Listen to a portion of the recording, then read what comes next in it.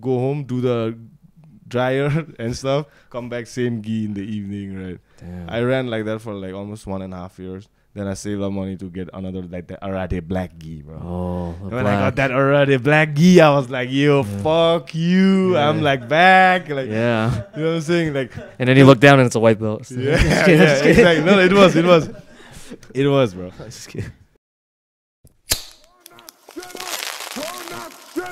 Turn that shit up! कति बोल्नु भोलि त राख्छु यता पनि भोलि उता पनि भोलि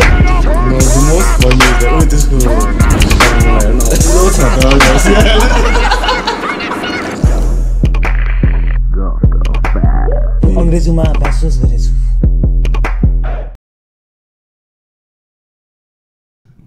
This is a special episode because it's our 150th episode. I mean, it took almost 4 years, but we got there. And today we have our special guests all the way from Bangkok, Thailand. Yes. Coaches and teammates of Divi's, where he learns Jiu Jitsu of Arete BJJ. We have Macman, as I call him, and Taka, and we have Seb and Kaori-san. 4 of them have traveled to Kathmandu to get like shock and awe. And they came here asti Nepali New Year ko eve ma, and Which is also Songkran. yeah, Songkran. They wanted to escape Songkran apparently because it's chaotic as shit. And yeah, they're here all the way. And this is not our first podcast together. Mac and Taka run their BJJ Asia podcast, where we were fortunate enough, Rabindra and myself, to go and say our piece there. And yeah, boys and lady and gentlemen, welcome to Nepal. Welcome to Guff Guff Pass. Yeah, man, thanks for having us. This is cool because I've seen this gray wall many times, so this is where it all happens, right? Yeah.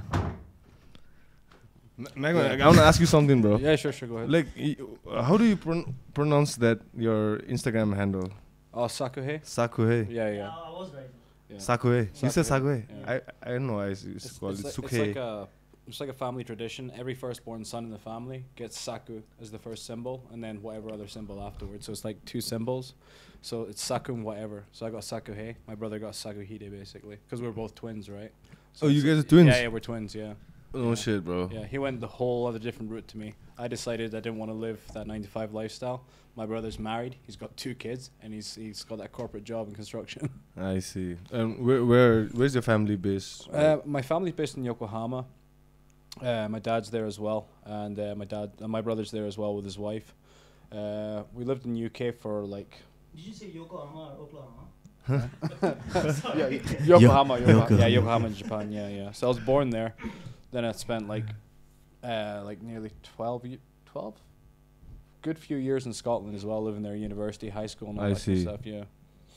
And what about your bro?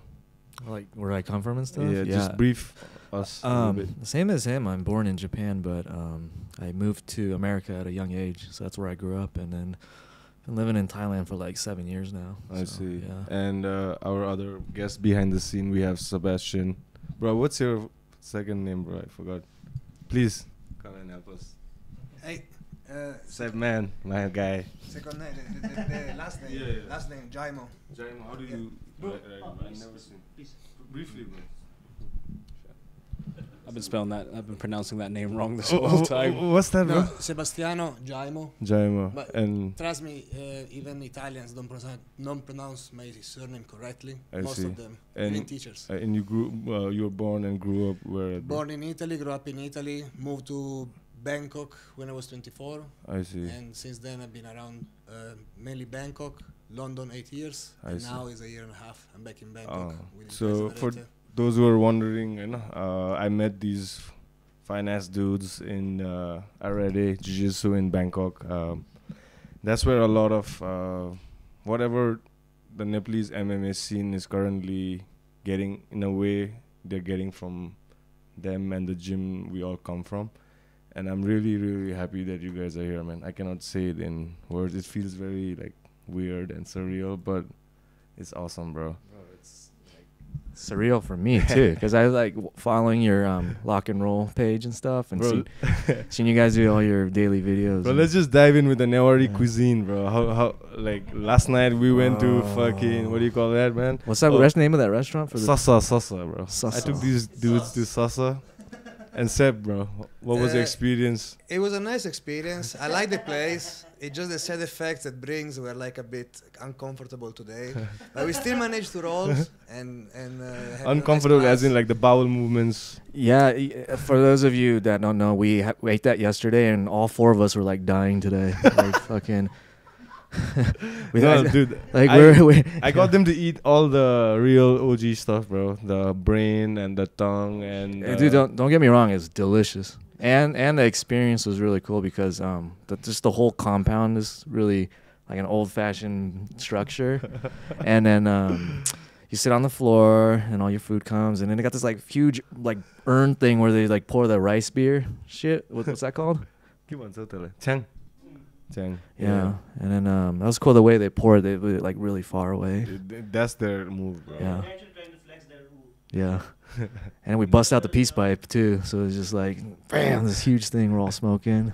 And bro, MacMan, what's your take on the food? I mean, I see you like the Tibetan cuisine a little better than the Newari one. Yeah, the Tibetan food was really good. When I had the food, I remember looking at one thing and then I kind of like touched it and I was like, oh, that's the cow brain. I was kind of munching on some of the stuff and I took one mouthful of it. I'm like, yeah, this is exactly what I thought brain would taste like. That was the first time on brains. Yeah, dude, I just shut down and stopped eating after that. I couldn't do it. Bro. It wasn't bad, but it was hard to accept I'm eating brain, so I tried. It was alright, but just. But normally if you like spread it on toast, dude. Trust me. Y'all soft. I loved it, dude. I seriously, the sauce you put on it and stuff, that green one, that mint one, that was bomb. Yeah, and really liked it. I noticed like you guys when you're sitting in the car and stuff, you guys, it's like a whole trip for you all, like noticing the traffic and the roads. Yeah, may I say that we come from Bangkok, so traffic is naturally pretty crazy there. But then this is like a whole nother level, bro. You guys don't believe in traffic lights and shit, man. Like that's like fucking, you got this like the lines of cars just like, most like intersections is just 4 ways, right? This way or this way. You guys have like 8 different like paths you're all going on and stuff. Especially that right outside here too. It's basically ruleless, so you have to look around. You have to look around, and as long as you can sneak in, it's fine. Yeah, people will avoid you. Sometimes you need to avoid them as well, though. So it's also. Because I used to think like Vietnam was crazy. Ho Chi Minh. Yeah, bro. This is like next level, man. Yeah, I've been to Vietnam, Ho Chi Minh too. That was crazy. That's crazy too, bro. I can't. Like the 2-wheelers there are more crazy. I think more 2-wheelers than 4-wheelers. Crossing there is really a challenge. Like they will never stop. You just need to walk through the road, and they just avoid you. And I mean, the roads here are always under construction because it's like a scam. There's a lot of contractors. They take contracts. That's how they make money. They do a shitty job, so that after one season it breaks and they get money to make again and again and again and again and again. That's how they. So the road, every season it gets fucked up. Every season there's like some construction happening. Unnecessary. Smart though on their part. Yeah, it's smart. It's like a fucking iPhone. You gotta get a new one every year. Yeah, exactly. that's the fucking scheme. But it's funny. The number of times during the ride were like, I think like every 3 minutes we're like, oh shit, and then he's just like, don't worry, man, this is normal, man, this is normal. No, bro, when I'm driving, you guys are like, oh shit, and I'm like, oh shit, what happened? Then I'm like, bro, like it's normal, bro. Like. No, because from the side, especially from the back, you see the other cars turning to you, and it really looks like they're coming really at you. And I know you're gonna move, but it's still like, hey, but is it happening or what's going on? And then it's not. I can see like from the corner of my eye, I can see like MacMan having an entire trip by himself. I'm stomping on an invisible like brake. Seriously, I'm like shit. Yeah. Probably like a footprint mark there right now. Yeah. It's crazy though, because like when I went down to Phuket, that was like the roads are all nice and well done and everything like that. But here it's just like honestly, it's like going on a 4-wheel drive basically. Mm-hmm. Like, but the funny thing is we haven't seen one accident here. No. But in Phuket, like every few days when you're driving around, there's always an accident. There's always some like foreigner like covered in blood basically. Yeah. Yeah. So like, yeah, I think Thailand's definitely a little bit more dangerous though, because like they drive a lot faster. Phuket especially. Oh yeah. The roads are a bit dangerous there, and people go crazy. Or not just tourists. I noticed that too the other like last time I was there. I mean, people are like going crazy on the bike too. Some fighters are dying and stuff because they're on the two-wheeler going crazy without helmets and stuff. So I just want to like just start with some jiu-jitsu talk. Sure, I don't bore others with too much jiu-jitsu, but you guys, I mean like four of you from Arete and Seb, like you take classes. Could you say a little bit on the classes you take and how long you've been training jiu-jitsu and where you are right now? I'm training jiu-jitsu for started 2013, so it's 11 years now. And You started in I started in Bangkok BJJ, I which see. many of the partners, because the gym closed down like not much later, but many of my partners are at Arete. That's one of the reasons why I'm back, also because they're an amazing place and everything. But I started there, moved to London, stayed in London 8 years, trained at Hodger Gracie for all 8 years.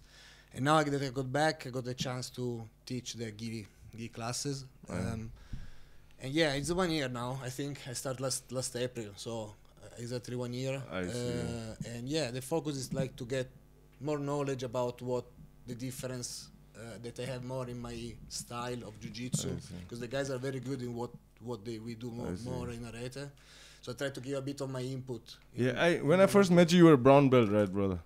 I think At by your house? No, when we met the first time, I was a purple belt. Oh. That year we competed at Siam Okay. Copa de Banco. I sorry. see. Copa de Banco. I was purple belt back then. I came back as a brown belt. You were still around, and just the other day you showed me a video that you were sparring. That's the second time I met you. I see. Then when I found out you got your black belt and you were moving back to Bangkok to be part of the Arete gang, like I was kind of like happy to see like, yo, that's a dude like I know I've trained with, and he was damn gentle, you know. When I was a white belt and he was already purple belt, he would show me some moves, like obviously choke the fuck out of me and then be like, yo, don't make this mistake again. Like silly mistakes, just correcting, showing the holes and stuff. What about you, Taka? Let's just go this way, man. How I first started way back in like 2008 or 9 in America, and then I got my blue belt. I was like obsessed with it for the first year because I was just in college. I didn't have anything else to do. So yeah, got my blue belt in like a year. And then I moved here to Thailand, and then I stopped training for like 6 years. Yo, what the fuck? What are you doing in Thailand? Well, I was like teaching English up in the north, and like shit. it's like back then there's like no gyms up there, I right? see. So it was, I couldn't train, and then started it up again right at COVID 2020 at Arete, back when we were at the old building Biohouse in the Phrom Phong area. But yeah, I was still a blue belt, and then like I don't know, I think like a year and a half, 2 years ago, I got my purple. So that's where I'm at. Yeah. I see. That's how you guys like hooked up. Mac, bro, I've never asked this, bro. Give a little like history on your jiu-jitsu journey and where you are right now. I just graduated university and I was about to go into postgrad, and then I was living in Scotland. I was kind of bored, and I started doing like kickboxing classes like you normally do, because all that stuff on the ground looks gay as fuck. Yeah. Still looks gay as fuck. It does still look, yeah. I just understand it better now. But yeah, so started doing kickboxing, stuff like that, and then one of the friends like recommended I go and try the jiu-jitsu class. And honestly, this guy that was about 45, 50 years old, he pretty much turned me into pretzel, and I was like, what the fuck is this? And then just from there, kind of like just got more, I just thought, I'll do 50-50. I'll do 75-25. Okay, I'm just going to do jiu-jitsu now. And that was it, basically. I see. Yeah, and then an opportunity came up where I was actually working in a really nice oil and gas company. The people I worked with, I really loved them and stuff like that. But I was here on holiday down in Phuket. My uncle was living here at the time. And you hadn't moved to Thailand? I didn't move until late 20s, but I was on holiday. This dude that owns that runs a construction company in Bangkok just said, "You want to move over here? We need like foreign projects now, so like we need someone that can like bridge the gap between like Japanese and English." Basically, I was like, "Yeah, fuck it, I'll do it." You know, I think that's one thing I'm thankful about training is like it kind of gives you more. It makes you take more risks, I think, in life, because I could have just stayed there, been happy, comfortable, and stuff like that. But I just thought, fuck it. I moved halfway across the world and just decided to live and work in Bangkok, and I found Arete, and I was very fortunate. And yeah, after a year back in Japan, a few years in Myanmar, I can end up coming back to Bangkok and end up becoming one of the one of the coaches there. But I mainly focus on no-gi now. I see. Yeah. How about you, Diz? Where does your jiu-jitsu journey begin? Actually, I don't know anything. Yeah, when did you start? Like at Arete or? Nah, bro. I mean, I was almost like 2 years into learning jiu-jitsu when I came to Arete. Nice. But I had no gi understanding whatsoever. And the first class I did there, I was like, I gotta switch to gi and stuff. But before that, I learned it in Bangalore, India. Oh, right. Like under Ivan Tomasetti, and I told you, right? Like I did some classes when he was teaching there in Bangalore, and there were other brown belt guy from Seattle under him, Rama. Then I got basic. Like you said, I was doing kickboxing.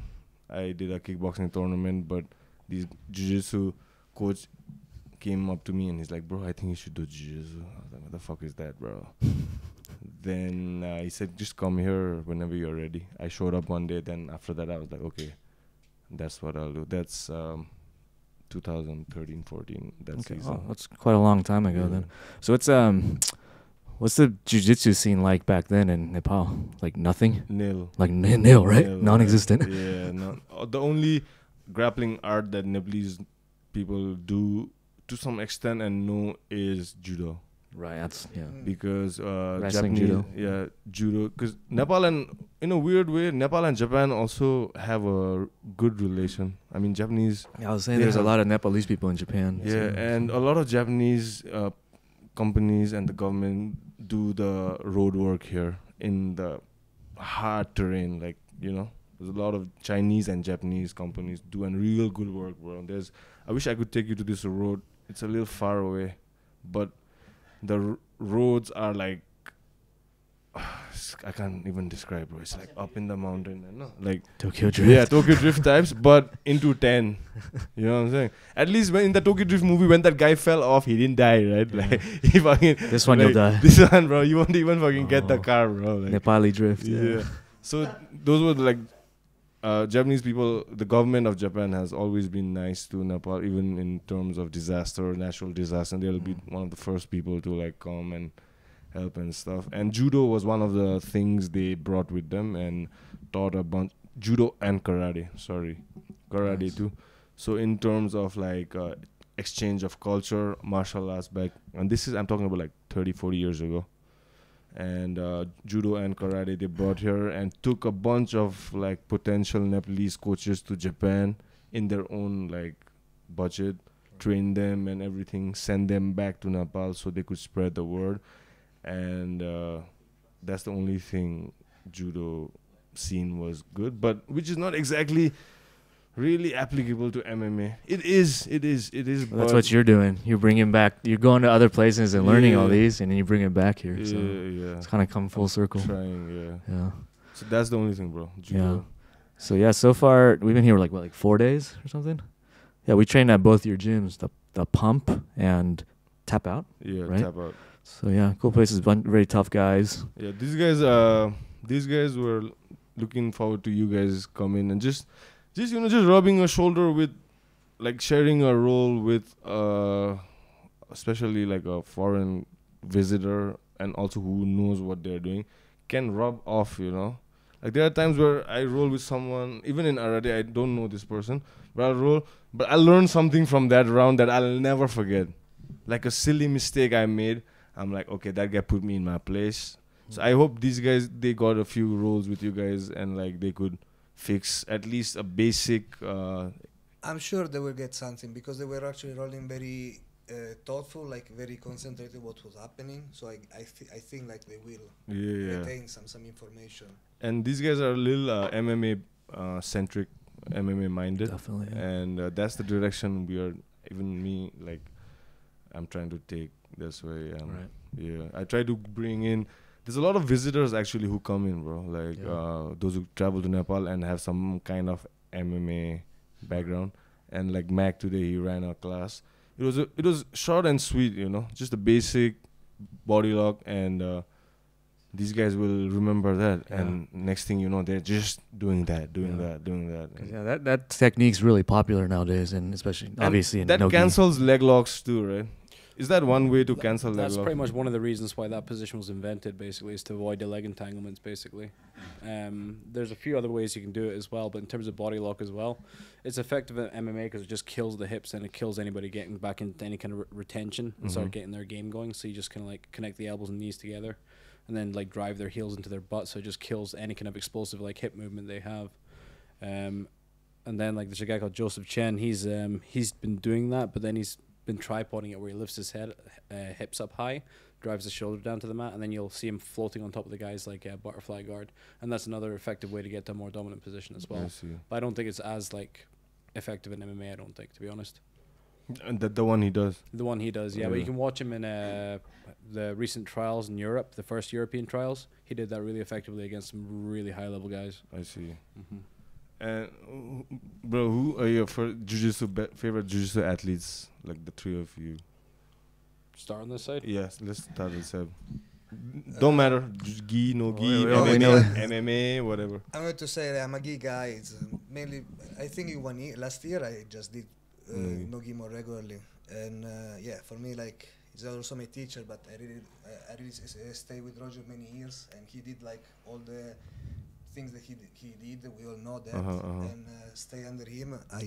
I've seen that he's very humble and very mechanical with his jiu-jitsu and teaching. I think that's. But physically also, he's a big dude, right? He's a lanky. Lanky. Yeah, very lanky. He's not so heavy how you may imagine for the high, but yeah, he's very lanky. But his jiu-jitsu works for all size. I've seen like guys. I'm not that big either. I've seen smaller guys than me do very well with his style. And he had a decent like MMA career too. He went out and proved like the ADCC, MMA, like stuff from. Yeah. He was one championship. Yeah. Oh, he was in one championship too. Yeah, at the belt. Oh. I think heavyweight belt. Yeah. I see. And yeah, he did Nogi and Gi 2005. I think it was ADCC. Yours, bro. You know, I don't have that many favorites, but I used to watch Krung Gracie a lot. Because I like guys that like really go for it. Like they don't care about the points. They just want to like, fucking go for the finish. I like guys like him and like, I guess current ones like Rotolo brothers. Just like always pushing the pace. I really like guys like that. So, yeah. For me, Gi, no gi, and MMA, babe. Gi, For no you. gi, MMA, Jesus. Right. One each. For gi, who did I really like? do gi, so. I stopped when I was living in Myanmar, yeah. I think in the gi, like I've always been quite a big fan of like Krona as well, because he always went for the finish. Like those are the guys who are gonna get remembered. They might not win like the multiple world championships over and over again, but they always went for like finishes. And when you see them competing in ADCC, for example, they're looking for finishes. Nogi, probably one of my favorite, definitely is Marcelo, because like that guy just. He was consistent, number one, because he's won gi world championships as well, and his game works really well in no-gi as well. And he's probably one of my favorite. But then you see guys in terms of MMA jiu-jitsu, I would say 100% it'd be like what's that guy's name again? Oliver. No. Oliveira's really good, but then there's another guy that's like, what's that guy's name again? Current? Yeah, Damien Maya. Yeah. One of the reasons why I like that guy is number one, he was a finisher, but then when he realized like he needed like more of a top game, and jiu-jitsu and MMA is different, right? Like there's like in jiu-jitsu there's no incentive for me not to be off my back. I can be on my back as much as I want to, because I'm not gonna get punches rained down on me. Bro, my bad, man. It's all good. My bad. Sorry, bro.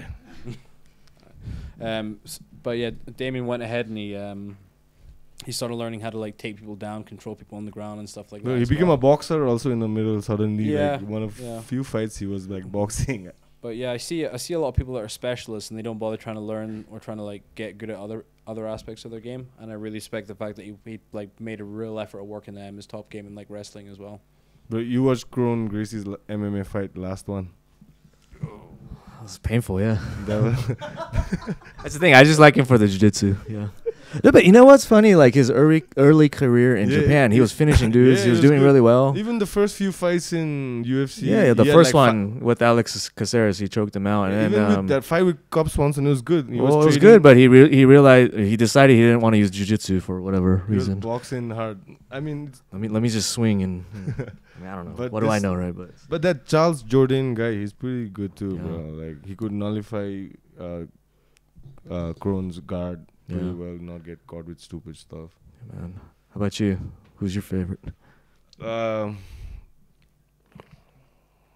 I like to see like how dominant Mikey is in the recent ones, and just how easy he makes stuff look, and I kind of brag around here like, yo, you know this guy, he comes to Arete, he trains at the fucking gym I train at and stuff, and I've seen him too at Arete, but I was just passing by, he had come and I was like, damn, like this is the dude we see videos about. Yeah, currently I don't know much about the ADCC. I see videos, but I don't know their names and stuff. But I like the B team guys. Yeah, what do you guys think about Nicky Rod? Nicky Rod He's a and fucking beast. Yeah, that guy's like a freak of nature, right? I see his body lock stuff and are pretty good. It's scary to think that they were all part of the Danaher team back then. I think it's like pretty fun now that they're all separated. But going back to Mikey for a second, I'd like to point out that this guy, whenever Mikey comes, he's like Mikey's main training partner. I see. So We what's it like training with him though? How did you get to know him, bro? Like, Oh, were you he- friends from before? No, absolutely no. He came once and I wasn't around, so he had already the contacts at Arete. That's not on me. But when he came back for, I don't remember now the guy he fought, but we organized him to roll at Arete. He was with two friends, and we just chip in to roll, do some specific from the back, and he liked the way he was escaping and stuff. So we decided for the next fight, he decided to do the camp at Arete. Like it would come a month. That time was like a week before the fight, so he trained 2-3 times. Yeah. Then he became he brought a friend Coco with him, and we were like providing like 5-6 partners for him to train, trusted people, and yeah, he was just doing 5-minute rounds over and over. At the end of the class, talk some positions, some details. Yeah, it's actually a great pleasure and honor to have him around already. Yeah, and for those who don't know, we're talking about Mikey Musumeci. He's like pound for pound one of the guys in Jiu Jitsu right now, and he, one sec, that's the plane, guys. Something's coming down. Something's always happening around here, bro. Sounds like an apocalypse right now. Like some shit's going down. But that's cool that like you obviously get something out of training him, but also him gets something out of training with you. So like it's a mutual thing, right? It's like No, for sure. I guess like I think that the best place for him to train is it's US probably, but he likes Asia a lot. Actually, he likes Bangkok a lot. Good food as well. So I see he's a linguist too, right? He speaks a lot of languages and he tries. I think he's very talented on learning languages. I really struggle myself. He speaks something of many languages. I see, bro. Bro, Mac, where do you see the direction of Arete going, bro? From like right now, and where Jiu-Jitsu is going, and where is Arete going? I think everything's settled now in terms of like any kind of problems we had prior, in terms of like COVID lockdowns, rent relief, all that kind of stuff. So I think everything's really stable right now. Hopefully, maybe look at maybe new staff. But then I think if everything's going in like linear trajectory is going right now, I think maybe second location. But instead of like having two separate gyms, two different teams, it's like we're gonna circulate the coaching staff basically, I see. and just kind of like open up another branch basically. But a lot of things to be discussed beforehand, like how much responsibility people are gonna have, what the share is gonna be, all this kind of stuff as well. Because that's a really major part, right? I mean, opening is good, but Yeah, the small details to be sorted, ironed out before. there's a lot of things to be discussed, but one thing I've noticed is, for example, if there's a separate owner, which happens quite a lot. That it's like very wealthy and just falls in love with jiu-jitsu and like, oh fuck it, I'll just own a gym. Oh, but how hard can it be? And then they're in for like a shocking rude awakening how like difficult it is to actually run a gym, because like What are the challenges you? number one, jiu-jitsu people in general get paid dog shit, absolute dog shit. Like, I hate, like it's the truth. Unless you're like Hodge or Gracie, that's like well established, part of that family. Like if you're like some random black belt, like it's really hard to find a good job. Like most of the Brazilians, they all come up from Brazil, right? If they can get a visa sorted out, and they open up schools all around like the U.S. Some of them come over Asia side as well, but I think now, the way things are going in Asia right now, I think a lot of national teams are getting built. Some have been more established longer than others, and then depending on the country as well, they have their own little flair, their own little distinct way they run the gym. The problem is, I think, with like certain distinct countries is they come from like a very from traditionalist martial arts, right? And jiu-jitsu is a little bit more, I don't know, more chill, I'd say. Laid back. Yeah, laid back. So then like when these guys learn jiu-jitsu, they try and bring that structure back in, or they have some bad maybe like habits or like tribal thought processes when they're trying to like add jiu-jitsu, because like Myanmar was like that as well. If you trained with this one guy, you can train with anybody else because the coach was like a karate guy, or like he would get his students learning grappling. Yeah, that's one of the thing. It gets a little culty sometimes. Exactly. Yeah, and that's one thing I really hate about it. Me too, right there. Mm-hmm. Sorry, and what's the biggest challenge as a gym, the one who's trying to lead the program, especially being in Bangkok and stuff? I would say depending on what kind of gym you have. If it's mixed, obviously you have to manage more people, right? If it's like an MMA gym, you gotta have like plenty of gym like coaches, MMA coaches, jiu-jitsu coaches, Strength conditioning, conditioning coaches, Muay Thai coaches, right?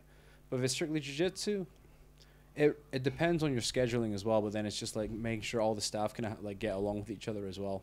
But like that whole owner and coach relationship thing, that can be like I've seen some like nasty shit. Sorry, what do you mean owner coach? Like for example, like you'll have some passionate coach that opens up his own gym, but then now he's got to hire someone, right? So he's got to like hire someone that's at least brown belt minimum, right, and up, and hire them. And if they're not on the same page, for example, and they don't get along, everything just goes downhill from there, basically.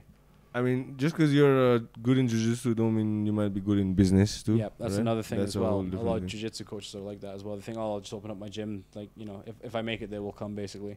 There's a lot more that goes into it nowadays as well. Yeah. I see.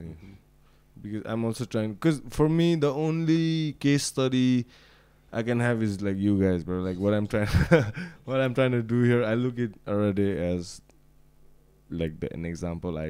Whatever I'm trying to do here, it's just what I get from there, you know. You, Andrew, Mitsu-san, everyone I can go on with names, right? But what I'm trying to do already, that spirit, I'm trying to get it here. So I'm always trying to learn, like, okay, what can we do?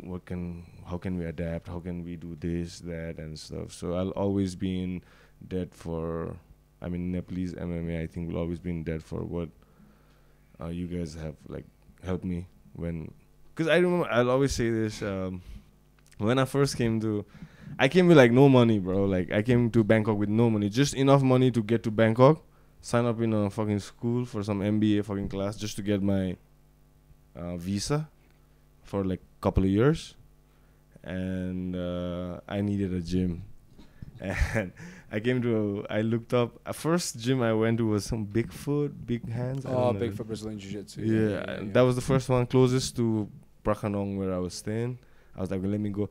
The minute I entered, I was like, nah, this is not it, bro. Like, I didn't like the color scheme, bro. Like black and yellow. Like, what the fuck is this, bro? Like, the colors theme of their gym, right? It's black and yellow now. I don't like it, bro.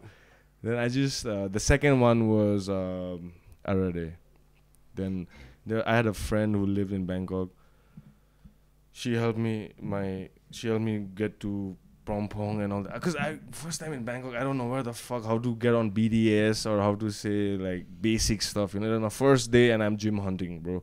Even before I had a place to stay, I was looking for a gym. Then I thought like, okay, I'll find a place around the gym close by. Then I get to Arete. bro. I remember going to Biohouse and there was like gray mats, you know. It was like super clean, and nobody was there because I came in the middle of the day. There was just one attendant that time. I still remember her name. Like I don't remember her. I remember her face, and then I called up. There was a number in English if you wanna talk. Call that. I called up. Then I'm like, PK answered, bro. The English I could say like he's a Thai guy who was speaking English. I said, yo, like introduce myself. He said come later for a trial class or something like that. And I just hung out a couple of hours around that area and I took the class, but I didn't have a gi, you know, and I didn't have money to buy a gi too. I was like, shit, I want to do the gi, I want to learn the gi, but I can't afford a gi at that time, and I didn't want to ask money at home for my own side quests and stuff, like, you know. I was like, shit, how do I do this? And I was like kind of sad, to be honest. Like, I want to take part in this class. But I had money to pay the gym, but I didn't have money to buy a gi, basically. And then I was just sad at that time on the side. I rented a gi, but I couldn't come for a second class because I can't keep on renting at the same time. Then I rented a couple of times, and then Hiro-san, he saw me renting a gi like a couple of times. And he directly asked me, like, you don't have a gi? I said, no, I'm sorry, I don't have a gi. Then, out of nowhere, the next day, he brought me a gi, bro. He brought me a gi. He's like, here you go, bro. I think you should, like, I said, bro, I can't take this, man. Like, this is too much. And you know how much an average gi costs, bro? Like, a cheap one would be like 3,000 and yeah, up, like 3,000-4,000. He went out of his way to get me a gi. Got me the gi. It was a blue one. I still have it. It's at my home. And I started training. So yeah, that was where I started like truly understanding. Like the coaches were really good, more like 100 times better than what I started with. The training environment was like super nice, and it was Bangkok, so many people, and yeah, that's how it started. Cause I used to go every day to the laundry, bro. Like laundry dryer, cause I gotta go to class tomorrow, right? Cause sometimes I used to go class twice a day. Damn, on off days. Go do the Rodrigo class, go home, do the dryer and stuff, come back same gi in the evening, right? Damn. I ran like that for like almost 1.5 years. Then I saved up money to get another like the Arete black gi, bro. Oh, And when I got that Arete black gi, I was like, yo, fuck you. Yeah. I'm like back. Like, yeah. you know what I'm saying? Like, And then you look down and it's a white belt. yeah, yeah, exactly. No, it was, bro. Just kidding. No, and then yeah, that was it. Sorry. That's cool. Yeah, it was weird. I don't know about you guys, but when I started, it was just like white or blue. There was no black. Like you better have been like a brown belt at least to wear black. If you're like a white belt and wearing black back then, it was like you like just kind of trying to look cool or something, kind of a thing. That was back then though. Yeah. I see. Yeah, that's cool. Now they got like all these weird fucking camo and pink and Christmas colors Bro, and shit. guys, please help yourselves, man. Oh, thanks, man. Bro, pour yourself, I man. have a question for you guys, man. How does your mindset play a role when you, especially in black belt level, and how has it changed from like when you were white belt to black belt? Yeah, that's it next. You want to go first, Eb? No, you go first, Okay. please. Mindset change. Well, when you're a white belt, you got that white belt mentality, right? When you go through, I don't know about other people. I can only speak for myself. But when I was experiencing going through the belts and stuff like that, blue belts, blue belt. You're having a lot of fun. I was kind of working, had a professional life then. Purple belt changed a little bit.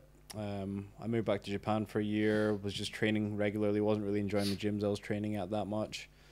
And then I got to Myanmar. I think there was a brown belt at the time, but he left quite abruptly when I got there. So then I basically got asked to teach, and I got put into kind of like a leadership role, kind of like coaching.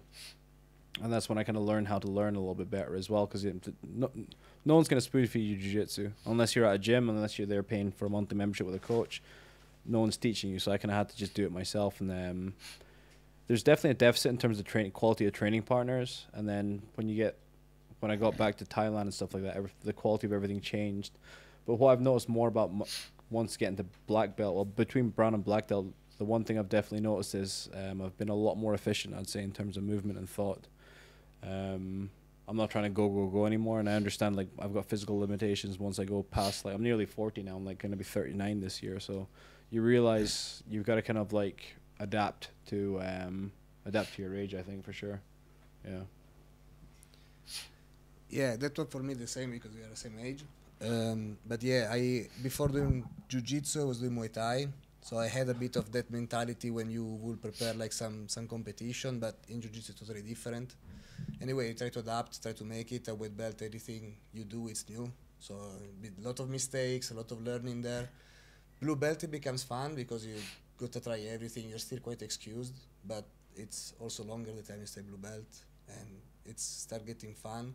The real fun for me was purple belt. It was also like the time that I had a better competition team, not organized by the gym, organized basically by us, just organized it like, okay, we organize this trip to this time. There we were like, okay, let's go to Copenhagen in the week and we compete there. In Europe is also a lot of IBJJF tournaments, so it's nice to do those.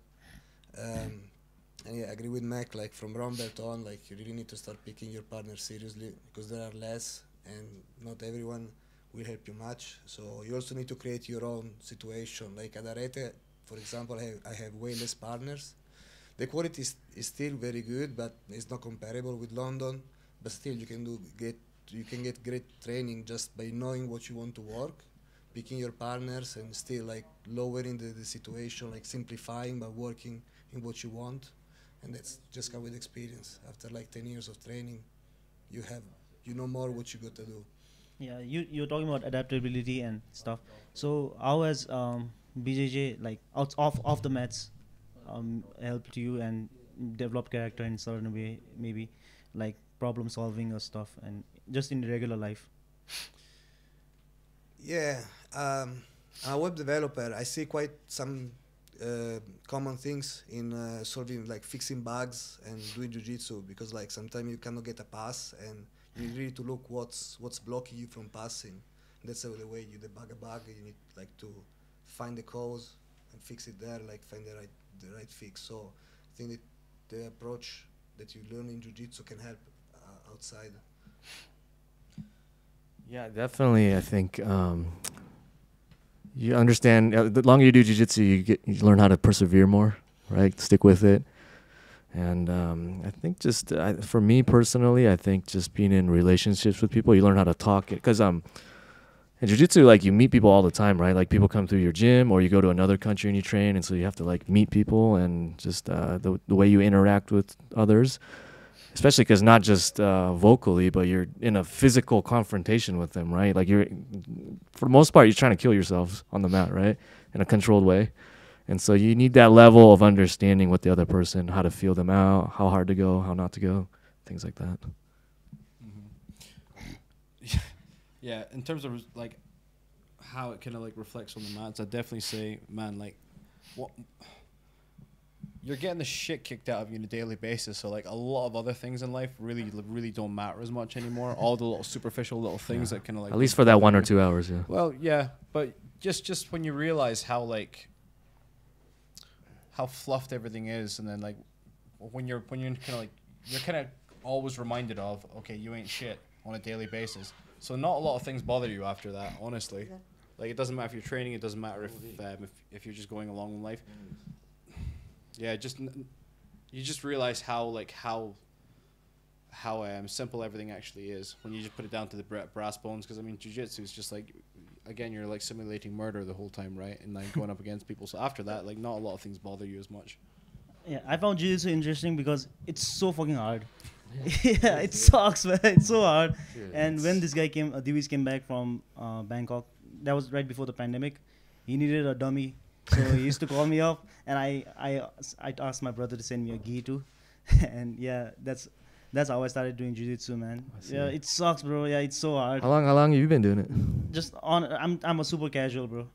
Just enough to not get choked by someone who doesn't train. Well, at least, yeah, that's cool. Though. You appreciate it and you like it and stuff. Yeah. Yeah, we have also another black belt with us today, and this is Kaori-san. She actually understands and speaks English very well, but she's acting shy, so she's gonna do this in Japanese if that's cool.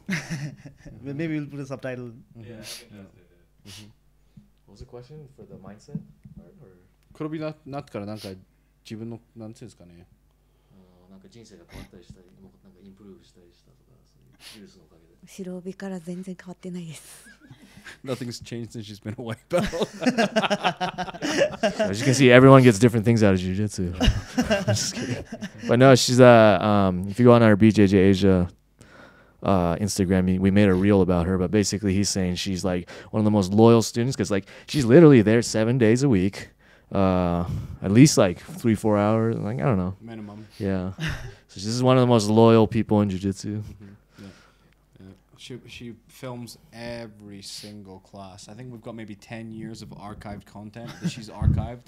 And so basically, if we want to make like kind of like an online store and sell like, or like just refilm everything and actually make it like an online like school, basically, we could if we wanted to. Well, Yeah. do you guys do that? Do you guys make DVDs and as well? Well, now that you mention it, we might as well, dude. You got like 10 years worth of shit. Yeah, that's true. Yeah, like including seminars and stuff, you know. But yeah, in terms of, I think that's one of the reasons why jiu-jitsu's kind of exploded now as well, is because like instructionals. So the way it went down was there's a guy called Bernardo Faria. He's like an incredible competitor. I think he's a 5-time world champion in black belt level jiu-jitsu actually. And after the whole thing ended, after like his competitive career ended, he's teaching in New York. He's living there. His life's okay, but it's like, I've got a kid. I've got a kid on the way. I'm married, and like I said, like living in New York is not cheap. Number one. Number two, the amount of money you make from jiu-jitsu, like I said, was dog shit. And then basically he kind of like stopped everything, and he basically took a year to learn how to do like SEO, how to build an online store, all this kind of stuff. And he just came out with this idea of making like an online instructional. And luckily he's kind of like, since he was based in New York, he's he's basically got the monopoly now in terms of who comes on to do the instructionals. Other companies are trying to like do it as well, but yeah, like in terms of what they get in revenue, I think I can't say for this year, I can't say for last year either, but I think 2023 they cleared nearly like 50 million USD just from like instructional sales. Yeah, so it's pretty crazy. Shit. Kind of going off of that, what's really surprised me about coming here into Nepal is actually the media and stuff surrounding what you guys are doing. You guys got some really talented like videographers and editors and stuff like that. I think you guys are killing it on that because yeah, exactly. Like I've been watching all your videos and I was like, dude, who's doing this shit? It's like top level. So yeah, this guy is super efficient, bro. Yeah, it's just like we rolled and within like a few hours he already had the video ready and everything. Bro, I just landed in the airport. He took the video before I got home. It was already uploaded. Yeah, no time wasted whatsoever. Bro, I got one more question. Jiu-Jitsu is like super. It's like promoted so well for self-defense too, right? So have you guys had any incidents like where you had to like defend yourself and you use jiu-jitsu to get out of it? Because I've seen some videos on YouTube where the black belts choke guys like in department stores and stuff. Yeah, dude, I don't know about you guys, but I've never used jiu-jitsu outside the mats. Ever. I had like one time in Thailand where this guy tried to fight and then like we got into it for like 3 seconds and all his friends like broke it up. So like, you know, I'm actually glad it didn't go any further, but like I've never used it. In terms of using it, I think for me personally, I haven't been in any kind of confrontations. I've kind of showed some stuff to friends and stuff like that, but there have been situations where you have a bunch of drunk mates that don't train. They're acting like aggressive idiots, and it's just like, do you guys actually know how to fight? If you don't, it's just calm down, because at this point you're barking little chihuahuas. I remember this one time I was in Myanmar in this club. This idiot that was obviously drunk squeezed one of the guy's girlfriend's butts or something like that, and she got upset. And then they just started barking at this dude who was like clearly like absolute off his nut, completely drunk, and I'm just like kind of holding them both back. It's like I'm not really making that much of an effort to hold them back either. They're kind of like that like phantom hand is like this invisible force field for them. It's like, you guys aren't going to do anything, and they're like, we can do this right now. I'm just like, I just told the guy, could you go home please? And that was the end of it. It's just like, why are you barking? I roll with you both. I beat the shit out of you without much effort every day, and you guys are like trying to act tough. You know what I mean? It's like, calm down. You don't know the reality of what can happen. Like, for example, in the UK, there's a lot of like stone roads and stuff like that. One punch can change your fucking life. It's like, I'm not saying about me punching anybody or me getting punched, right? There's been situations where I've had friends, families, they punch one guy, his head hits the concrete, and that's it. He's brain damaged or he's dead, right? And that's you ruined your life. It's like one stupid punch or one stupid glass hitting a guy in the head can cause like irreparable damage to you and your family's life. It's like, why the fuck would you get into confrontation in the first place? It's not worth it. Yeah, it's not worth it at all. ジム以外でジュース使ったことありますか？ないです。はい、よろしく。Okay, thank you. I think you guys got what she said. Yeah. That was a big She's no. escape. How about you, Sebastiano? Yeah, that's a good question actually. Yeah, about you. Dudes get in fight. Okay, so Seb says no too. Quick question: when you go out and stuff at night in Nepal, do dudes get like aggressive like that and stuff, or have you had any incidents or? A bunch, I guess. Who? You? Not me. Me neither. I mean, you always see a fight. I mean, anywhere you go, Nepalese party, you always see a Yeah, fight. fights are always breaking out, but we don't get involved if there's any. Yeah, but I've had a fight though, like couple of outside the gym. But that was funny thing. It was before I started training. Yeah. After I started training, none, Yeah. zero, bro, zero, literally. Always, I'm aware of what's happening in the room. If there's any potential, whatever, I just go away. But like when I was a teenager, I started training when I was like 21, 22. But when I was a teenager, a few fights here and there. Even went to the cop cell and stuff because of fights and stuff. But after you start like training, zero, and your whole outlook towards physical confrontation changes. You understand the reality of violence, right? Yeah. Very much Yeah. so. I mean, I've had a night out where I've been really drunk, and I wake up in the hospital. Like, Mike, Oh, yeah. sorry. I've been in situations where like, I've had one incident when I was living in Scotland still before I started jiu-jitsu. I woke up and like the side of my head looks like a melon. My jaw looks like a melon as well. I got knocked out clean and I had a really bad concussion.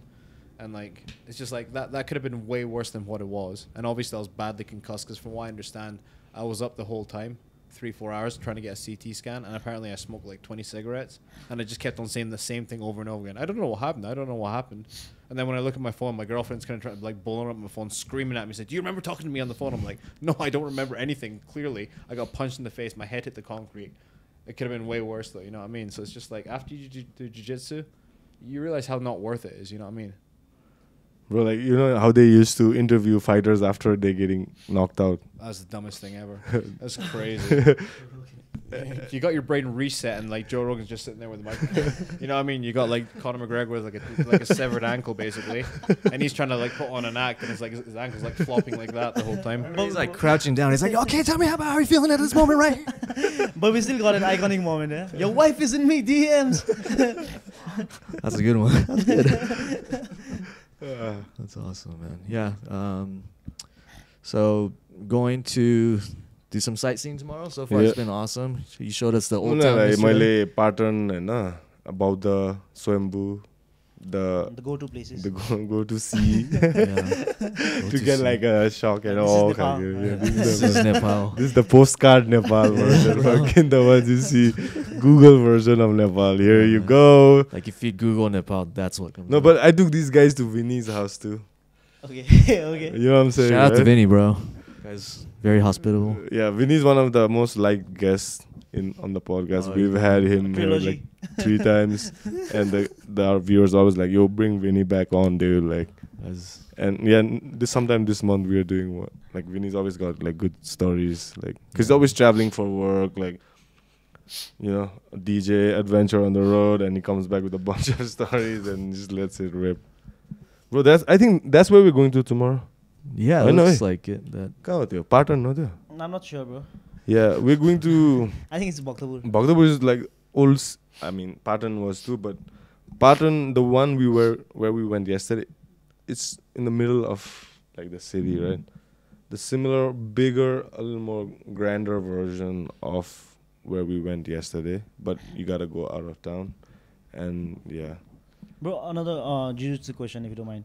How do you see this whole sport evolving? And there was talks about jiu-jitsu being in Olympics and stuff too. I think in terms of it being Olympics, I think it'll take a long time just because of the amount of politics that come along with it. Like, for example, the International Judo Federation is based in France, from what I understand, and they basically banned jiu-jitsu competition and any kind of MMA for years just because they felt it was going to cut into their bottom line, basically. So there's too much politics as well.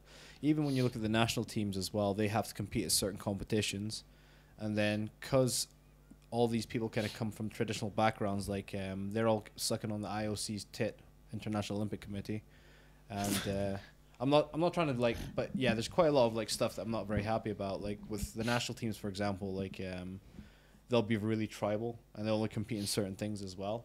And depending on the country as well, and whoever like takes on the mantle of being that national team coach, like everything kind of runs top down. So, for example, Japan, the guy that actually has the right to have a national team, doesn't do it. I don't know why. He comes from a pretty traditionalist Hickson line, from what I understand as well. But I really don't know why he doesn't have a national team, because like Korea's got like a crazy good national team now. Philippines got a great national team. Thailand's got a great national team, and Malaysia's just started now. But yeah, all these countries have all these national teams, and it's just like with Japan as well, right? It's like, what the fuck are you doing, basically? You could be having jiu-jitsu competitors. I'm thinking it's maybe something to do with judo, possibly, but I don't know. In terms of where the sport's going, I thought ADCC was kind of like making a huge splash, but then I think Craig Jones recently said something about how the pay hasn't changed in like 12, 13 years. So I think it's still very much in its infancy. I think everyone's kind of leveling up on a much dramatically faster way. I think just because like the availability of information is so much faster. And Danaher's got like 2-3 instructionals out each year, basically. And that just changes the game completely. And on top of that as well, they have stuff that they don't release. And then they specifically compete in these big competitions to showcase what they've been doing, what's been efficient, basically. Right, but the problem is, I think that's like an basic. It's like an ad for their. Basically, yeah, exactly. I mean, that's why they compete. Basically, is to like sell their fucking instructionals. Basically, now that's what it's like. But like I think the problem with BT. How much do they make, bro? Like roughly, instructionals. Dude, from definitely, I think 6 to 7 figures for sure, 100%. Especially if you're like the top level competitors. If you're a little bit lower level, you'll sell your instructionals a little bit cheaper. Like for example, Gordon, he sells this at like $297 minimum. Danaher's like that price minimum as well, right? But I think the problem, what you're going to see is you're going to see this kind of like fork in the road with the guys that left Danaher and the guys that stick with Danaher, basically. I think because they have a top-down system where they have that head coach that basically, he's basically, the only thing he thinks about in life is jiu-jitsu and coaching, basically, right? So then he imparts that knowledge with the guys and they kind of modify and they show how effective it is. It's like, B team doesn't really have that anymore. And so unless there's someone there that's going to take the lead and kind of like, I think they'll kind of like stick around the level they're at, basically. I think without like a top-down leader that they had before. I don't know. Maybe I'm wrong. But we'll see. if you're not in it for monetary advantages, what's motivating you even after reaching black belt? I think it's just a really good hobby to have in general, though. Like if you're a hobbyist, it makes a huge difference in the quality of your life. I think, and I think it makes you a better person. But is that your core motivation for it? For me in jiu-jitsu, I can't do anything else, man. This is true. Honestly, I can't function in normal society. I tried it. I couldn't do it. I was like, fuck this shit. I'm not sure if I've ever seen him do anything besides jiu-jitsu. Seriously. Like, honestly, my dad forced me to come back to Japan. And I was there for a year. I had it all. I had a good 9-to-5 job, great apartment, half Italian, half Japanese girlfriend that was absolutely stunning. And she even came to watch me at the IBJJF Asians and stuff like that. Everything was great. But honestly, in my heart, I just like, this is dog shit. I hate my life, you know? So I basically sold everything. And then I bought my flight. I invested in a gym in Myanmar and just said, oh, yeah, by the way, I'm out. I'll see you. so yeah, for me, in jiu-jitsu, it's just like, I can't do anything else. Why Myanmar? Just because I had the opportunity to open up the first CrossFit gym there, and I just thought, fuck it, I'll go and do it, basically. I wanted to come directly back to Thailand, but I just thought... Were you already doing jiu-jitsu by then? I was like, by the time I moved to Myanmar, I was a purple belt. And I left Thailand after being here for 3 years, training with the guys at Arete. And that was back when it was at this first gym in this little shitty building in Tongla. So I missed the whole Biohouse period. And then now we're in the Tongla area now in what's that, Home Place building? Home Place building, yeah. So it's had like 3 kind of like transformations basically to like kind of like... This is version 3. Yeah, this is version number 3 now, so we'll see. Yeah, man. So are there other gyms for jiu-jitsu here in Kathmandu or in Nepal in general? Or yeah, a couple, yeah. Yeah, there's a couple. Right, so... yeah, they're all right, yeah. You don't want to go into it that much, do you? I don't have the mic.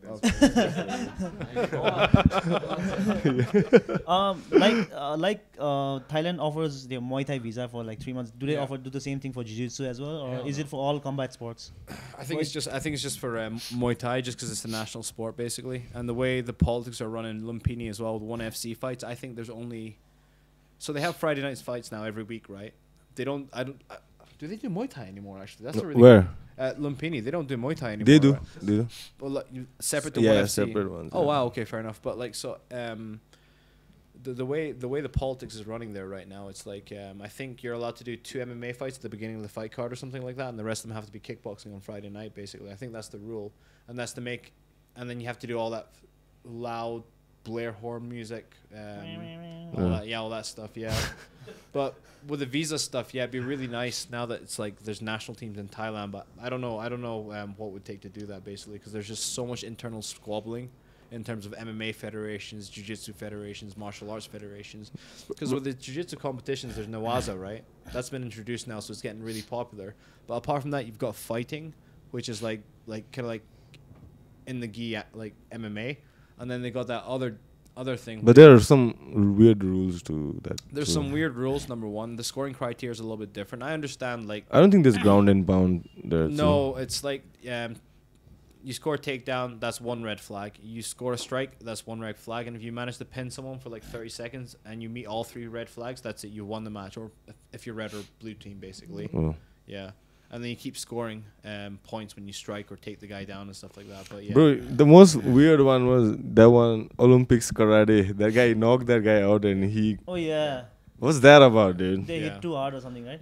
Like, you think that's bad? It's the performance one that's the worst one. So basically, you have it's basically like it's like synchro swimming, where the judges come up and give you the cards, right? Yeah. When you're dancing in the water together. That's basically what they're doing, and I'm just like, why Should have jiu-jitsu instead, dude. Yeah, exactly. Just Yeah. like straight up jiu-jitsu, and maybe like it's just really weird. I find it, but yeah, just politics makes everything kind of like run like molasses, basically, and yeah.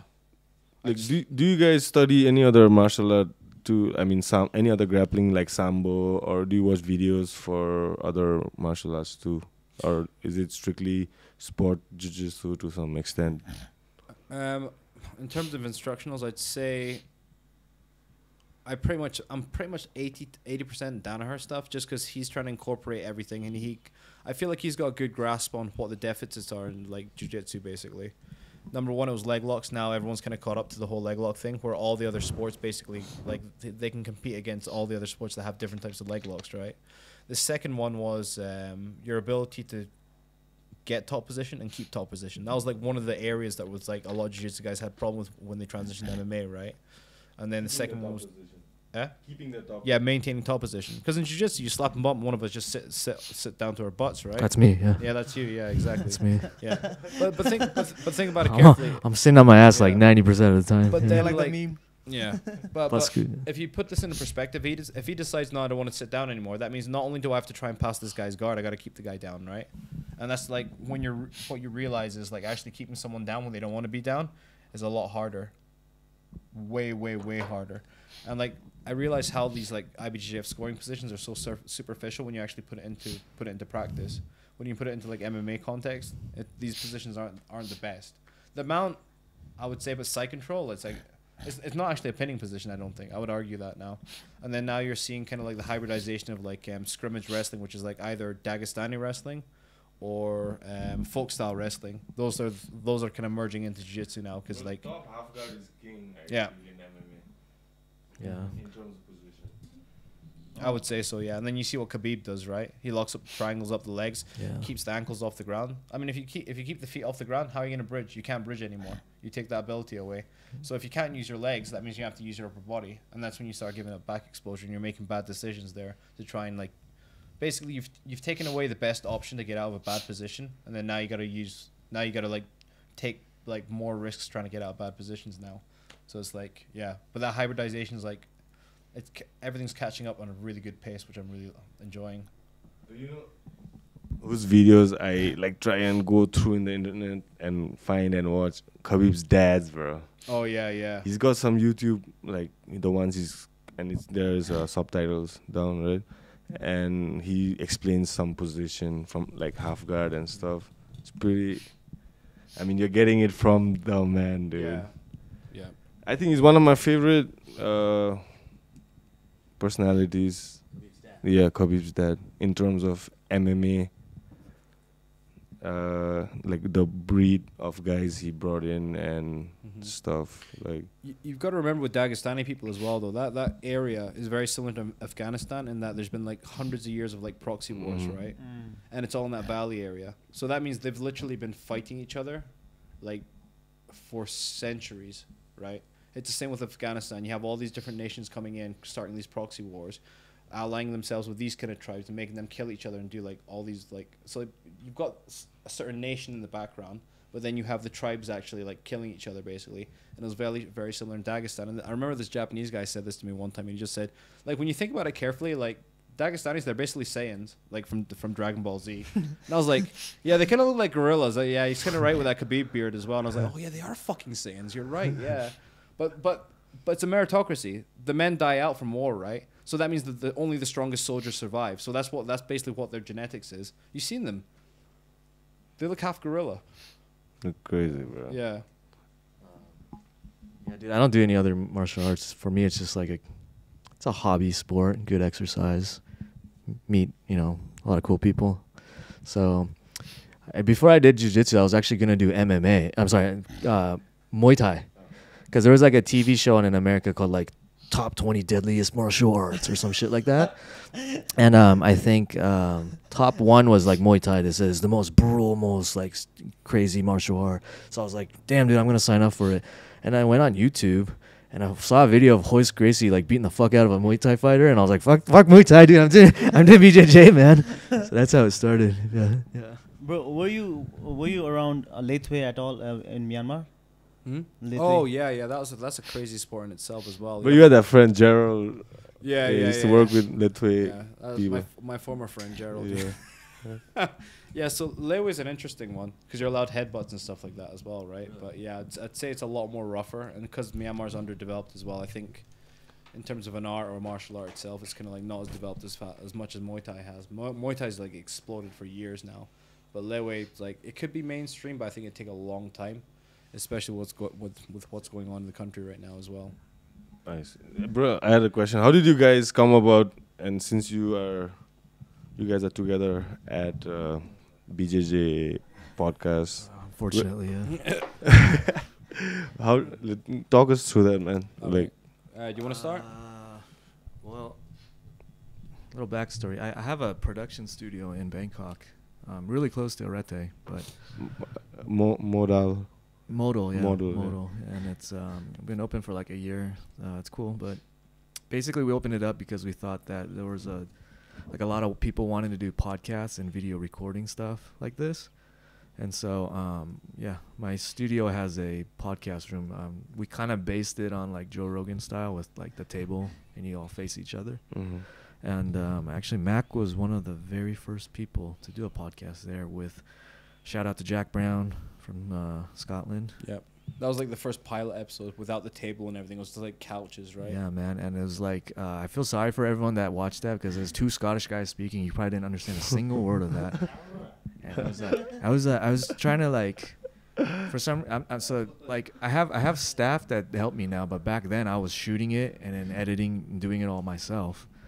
And for some reason I thought it's like an hour-long podcast. So yeah, I'll put subtitles on this whole fucking thing, because I figured. No, luckily that episode was only 20 minutes, but I just wanted really? like Jack. Well, it felt like an hour, dude. Yeah. Jack was going back to Scotland, and I just wanted to kind of like start doing this whole podcast thing. So like I kind of like snowballed from there basically. Yeah. But I don't want to start kind of like amateur like Joe Rogan and with terrible sound and video quality.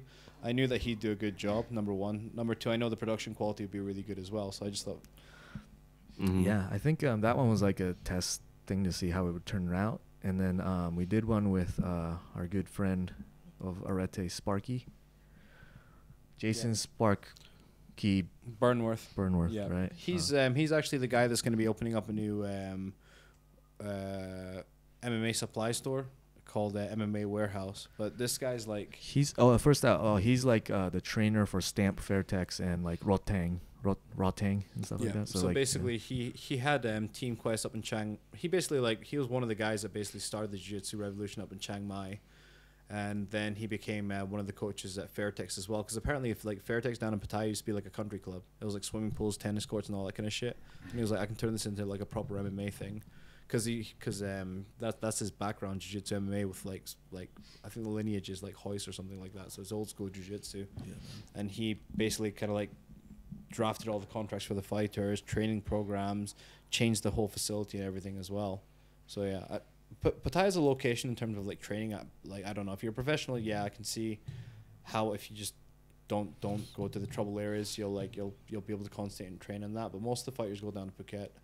With Sparky though, yeah, he did something pretty incredible with setting up the Fairtex into like a proper MMA business. And I think we did that episode with him, and we released one reel that was like about getting your black belt from someone you really trust, and that one went viral. And so like I felt like, wow, we got something here. And then that's kind of where a few episodes later, you and Ravindra showed up in my studio. Yeah, that was fun, that was a dude. trip, because I have to thank all the Nepali people. The most views we've ever gotten are from your 2 episodes. So Yeah, you guys are like loyal as hell, man. Yeah, man. It's crazy. I remember like we recorded it, and then like you did a little teaser, and then every Nepali person was like, hurry up and release the episode. We need it now. And then I remember this is like one comment was like, okay, please say thank you and be patient. I remember you said that shit. If one of us go to work, we all go to work. Ravindra, that episode really helped us. That was, Right? We went at that time while people were getting to know Ravindra. The 2 of us went to a couple of podcasts here and there, and that's how people got to know. Yeah, and it helped Ravindra come up, So yeah, we thank you guys, man. That was awesome.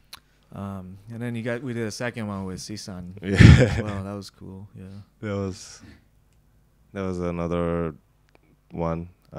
I hope Ravindra wins this fight and we are back on track. I think so. ASAP, and we got more stories and experiences to share. Definitely. Currently, he's in Phuket, right? Yeah, ironically, we come to Nepal and he goes to Thailand. So. But it's okay. It's for a good reason. He's training hard. So. But I had a question. Since I'm like doing my training most of the time here and not being able to compete and stuff as much as I would like to, and like, how do you think I just get better with the guys that I have here? Yeah. I think that's actually kind of a question like for you, because I heard stories of like Roger when he first moved to England, like he didn't have like a lot of because he was like the highest belt there, and so he didn't have a lot of high level training partners, so he had to make do with what he had. And shit, Yeah, that's exactly true, and that's actually the same answer he gave me when I asked him, like, because I asked him personally, what should I focus on in the next 5 years, like my first 5 years of black belt, especially away from London. And he told me like, to always do specific sparring, like a lot of specific sparring. Doesn't matter, you can go like generic positions or more specific positions, but use it to warm up.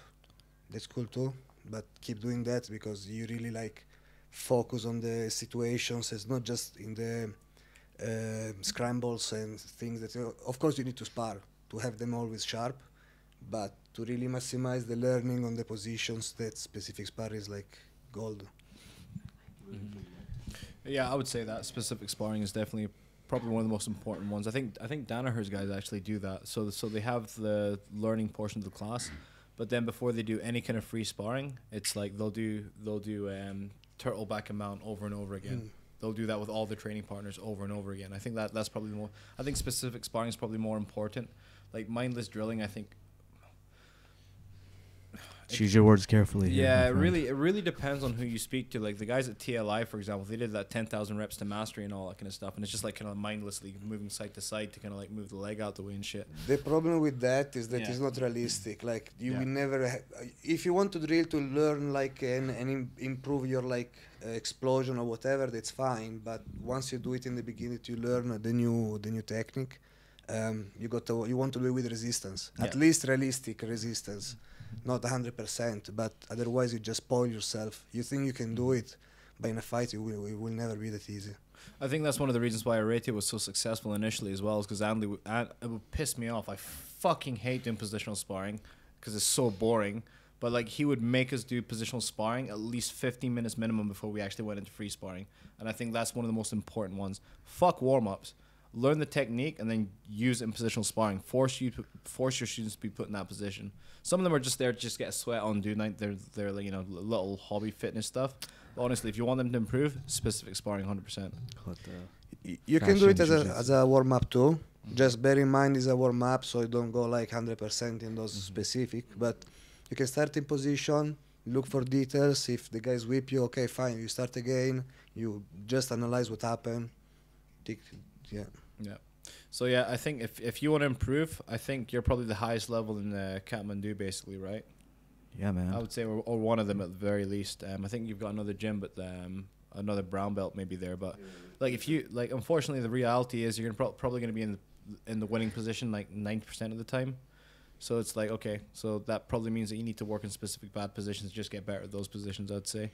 And if you feel like there's a deficit when you come to Arete, for example, I think someone said this, I haven't started this myself personally, but apparently like filming your rolls and having someone like appraise it, it's like makes a huge difference as well. You have these tendencies and these bad habits, you need to work on these areas basically. Yeah, and that's one of the reasons why I think the Danaher guys get so good is because he's there like a hawk watching the students the whole time, and they improve at an exponential rate because they have someone actually there hands-on, like looking at specific areas where they need to improve on. Whereas some people, they might, if they don't have like a head coach looking after them with their with best intentions in mind, they, I think, kind of like stagnate, I think is the word is basically. Yeah. So I think kind of like pushing yourself out of your comfort zone the whole time, you need someone to do that for you, or you need to do that for yourself. It depends on A, how disciplined you are, or B, how good a mentor you have basically. Yeah. I think actually we were talking about this earlier today. You're like, you're making that transition from athlete to coach now. So it's a totally different set of things you have to worry about, right? Like it's not, you're like, it's not really about me anymore. I have to like watch out for how these guys are doing and all that. The reality is, yeah, you can't afford to fuck around anymore, especially if you're going to be coaching. That means you're going to have to be way more selfless, and that means you can't just fuck around with your own training either. You need to improve for your team, right? So that means you have to take it upon yourself to improve on a daily basis as well. So it's actually more responsibility than taking care of yourself. One question, and since once you guys got into coaching and stuff, what is one couple of things you always emphasize on? Not just technique, but just a social, like a interpersonal thing and stuff that you always hold up high in standard. In terms of interpersonal, you mean as a coach with like the students, basically that kind of relationship? Yes, students and like everything around the students. You set the standard and you set an example, right? So like number one, when people come in, you got to set the intention, set the mood as well.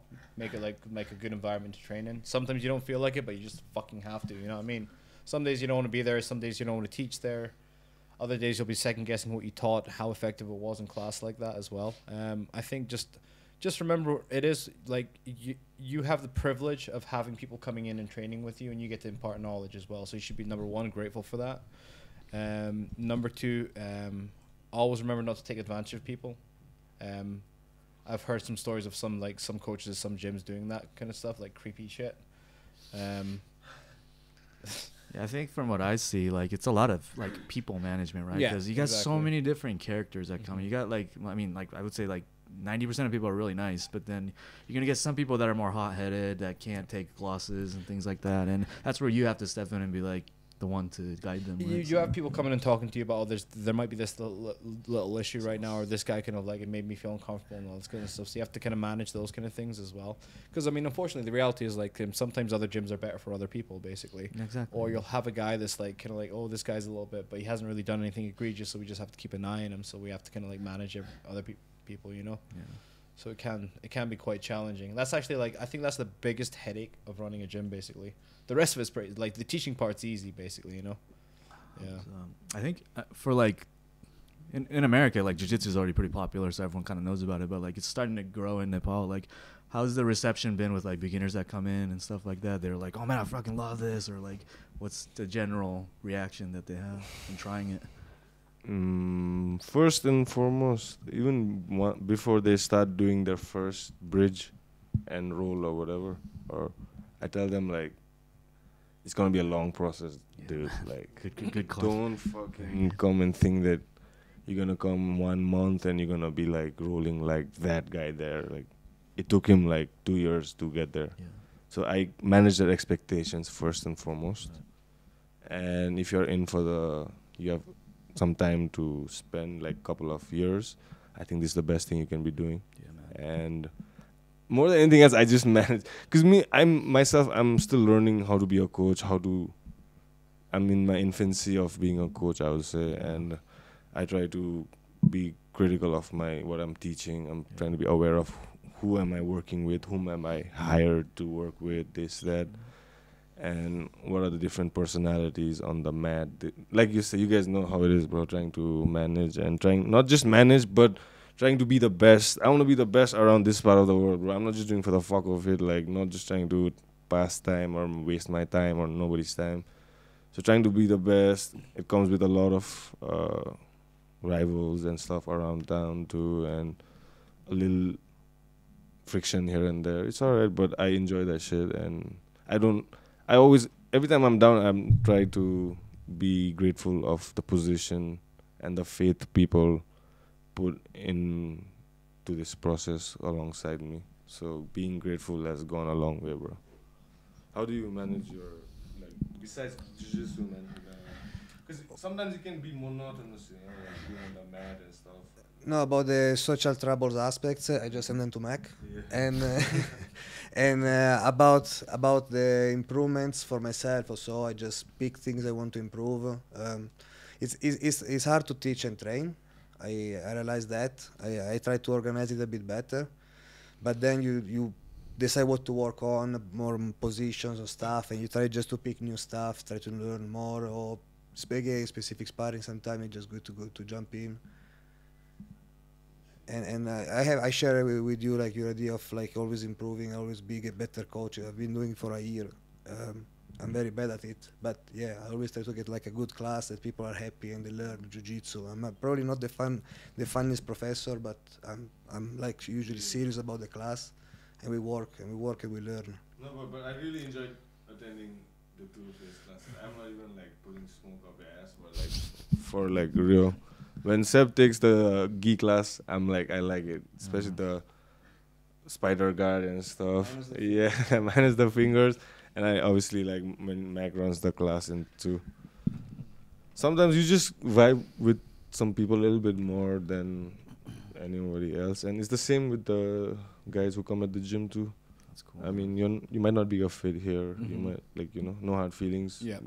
But keep training. See you down the road. Everyone at the gym seemed really chill. Both, I mean, a lot of the same guys came on tap out and the pump, but everyone was very nice, respectful.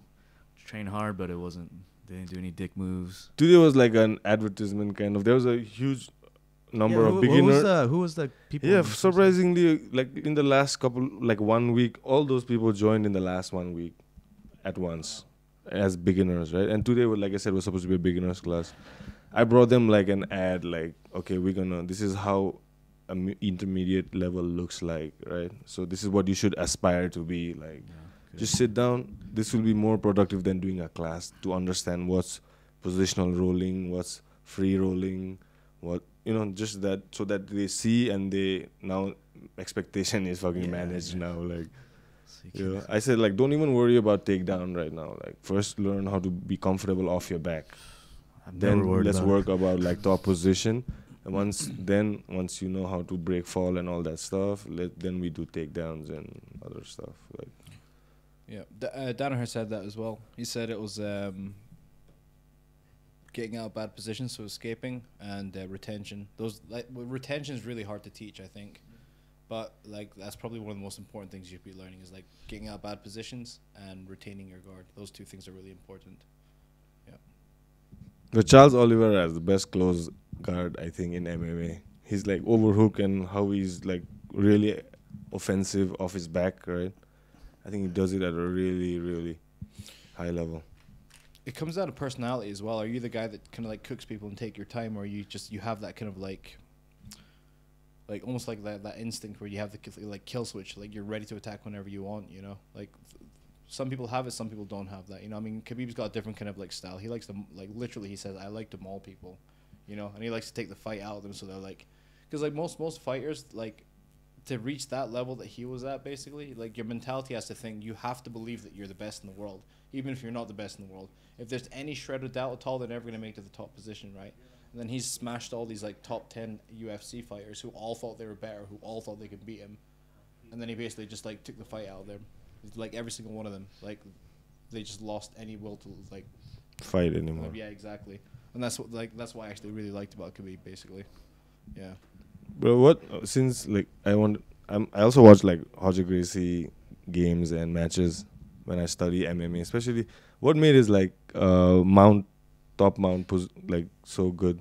What was some things you can't see, right?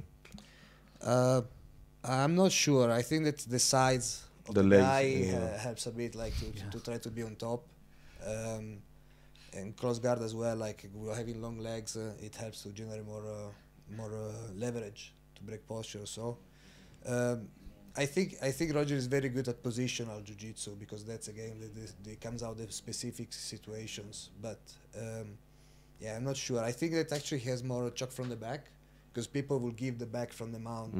Mostly were like back choke from a mount, came from a mount position. I see. He just loved to drop the weight.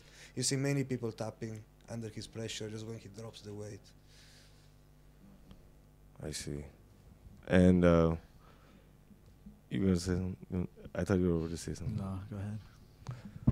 And so, you guys want to drink some more, man? I have it actually there. Oh yeah. Bro, and how are you liking documenting the stuff around the chaos, the chaotic mess around in and around Kathmandu? I love it, and it's not enough time. I need to come back again, because I could just see. Because I don't know how other guys like you plan your shots, but for me, like, I need to plan it really well. And I'm not like a run and gun type of guy, so like already I'm just like Sanjay's a run and gun kind of guy. Is he? He's amazing at it. So Yeah. I'm like, yeah. You guys should like collab and Definitely. Like, I think I'll chat with him later about the footages we got and stuff. But yeah, it's just so much stuff to see, and yeah, I also want to make a video that's not really jiu-jitsu related about Nepal too. So I think I'll have to be next time. Come back again. Yeah, but you gotta like get out. Yeah. Of downfall. You need at least 2 weeks, bro. Yeah, man. 2 weeks, I would say, is like a solid time to just get in and get out. 14 days to 20 days if you can get in. Let's do it. And like for 4 to 5 days, like within Kathmandu, we can just going around. Just this trip's been amazing. Just a good change of scenery. Get the fuck out of Bangkok for a little bit. Bro, but the Bangkok heat, man. Dude, it's so bad. It's the heat and it's the chaos as well. You don't realize how much you need to decompress when you're like not living there. But when you're living there, you realize you need to like get out of the city at least like once a month or once every 6 weeks, I think. Yeah. Just because. When you have that many people living in one city. Yeah. And don't get me wrong, I love Bangkok, but like. Yeah. But even last month when I was in Phuket, the gym there, like, at least Arete has a fan and stuff, right? Yeah. It didn't have a fan. Didn't have anything. It was super ghetto. Yeah, it was there, and I was like almost dying, dude. Yeah. I used to lose at least 3 kgs per session of just water weight. Yeah. But I used to chug like so much water because I know the heat's gonna kill me and cramps and stuff. It takes me like 1 week at least to get like acclimatized to the heat, bro. Like it's kind of a problem for me when you move to Bangkok from here. I must say the weather here in Nepal is perfect for me. It's like not too cold, not too warm. Like it's one of those places where you can do pants or shorts, whatever you feel like. Right now, yeah, bro. This time of the month, I mean this time of the year, it's like that. But now it changes quick. Right. It starts raining and gets a little humid. It's not the heat. It gets a little humid during the monsoon. And Pokhara and all that stuff, it rains non-stop, bro. Pokhara is like the highest rainfall point of Nepal. So 3 months it just rains like cats and dogs, and there are like a bunch of lakes around that area. So the tourism in Pokhara is based around 3 lakes, and the gateway treks to all the Annapurna range and other ranges. Like mountain Yeah, that's ranges. where I want to go. Cause you do like motorcycle trips and shit, right? Is that where you go to, or like? Yeah, not that's that one of the far? times Yeah. we've gone, but I've gone there multiple times. It's Yeah. not appealing no more. Anymore, right? Yeah. But when you're first going there, yeah, it's proper. Yeah. But I've been there since I was a kid, so yeah. I heard you can get some honey and stuff. Yeah, I've tried. I had the opportunity to try some honey, but I don't know if I recommend it, bro. Honestly. It's unpredictable. Sorry, not the honey, the mad honey you hear about, right? It's around from those areas. It just makes you sleepy, man. Mm. It's not like like you think it is. Right. Okay. It's a little hyped. I mean, yeah, it's a little hype, I would say. It's not hallucinogenic. It's not hallucinogenic Oh, I see. like mushrooms and stuff. Yeah. It's more like a painkiller. The locals there use it during like menstrual cramps Mm. to sleep if you have like in the nature and you don't want medicine. That's how I overheard. I was at a tea shop along the trail, and 2 ladies were talking about like, I had honey last night. I was having like menstrual cramps, so I just had honey and had a good sleep. And I thought I'd never tried it. I just seen videos about it. I see. Then I asked like, hey, I overheard you. Like, can I buy some of you, or can you give me some of that honey you're talking about? She was like, are you sure? Like, have you done it before? I said, I lied. I said, yeah, I've never done it, bro. Because I thought like if I'm a newbie, she wouldn't like give it to me. Yeah. I lied. I said, give it. And she went in, got me like a glass of milk and the honey. She put like 1.5 tablespoon. She chugged it. Then just in 15 minutes, my head's like, Dude, that's fast. fuck, it's like, I need a room, bro. Like, I'm on my way to the top of the fucking, that hill. And I'm on the base. And I'm like, I can't like take one step, bro. I just want to lie down and sleep. Yeah. Then I took a room right there. It's like, I need a room right now.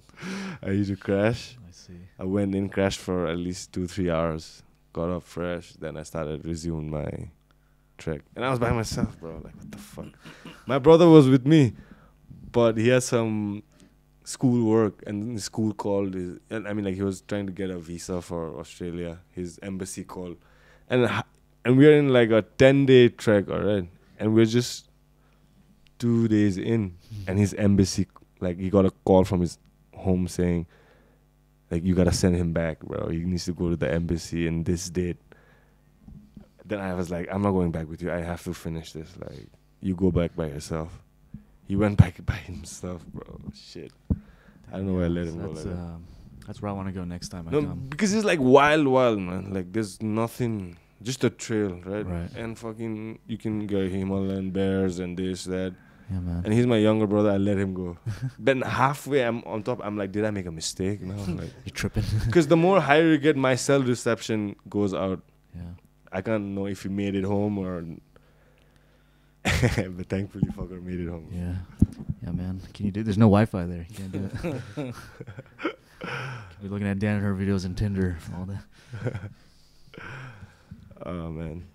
Well, what's your go-to move or favorite submission when you guys? Right now, I like getting into leg I think entanglements. it's To be super. honest, that's my favorite thing right now because it's just like it's so new to me. So it's just like I haven't even scratched the surface yet. But yeah, favorite submission, rear naked choke, 100%. Yeah. Like So arm let me bar, guess. yeah. Dude. Yeah. Sorry. I like arm bars and stuff. Yeah. Let me guess, dude. Ambar From where? from guard. My favorite is always the triangle, Triangle. but I don't go as much because like already for a while I was like, okay, I can't just do the triangles. I need to improve everything. So I try to rotate. I like armbar very much. Yes. So probably you got it too. Yeah. But that triangle with that armbar is like peach, right? You know that double one. It's always there. Yeah, It's, It's the best. I like triangles too because they're all connected. If you like, you can switch one from another easily. Yeah, stuff, yeah. You get omoplata, you can get even like some kimuras with control. Yeah. Fucking, by the way, this got me in a body triangle today and I almost died. Like, fucking. There's a video of it that she got. Like, I literally screamed. I was like, oh! And he proceeds to choke me out, so. Sorry, man. My That's bad, good. bro. That's what it's all about, though. That's what it's all about. I would have been mad if you didn't finish that. So. अरू के छ भाइ सोध्ने नत्र close गर्ने yeah bro, I wanted to actually promote like Rabindra and stuff to some blue belt and some other, there's few guys I think are there. How can like I make it, you know, within the realm of To be honest, like you should have probably asked me to bring a few blue belts for you. You could have done it, yeah.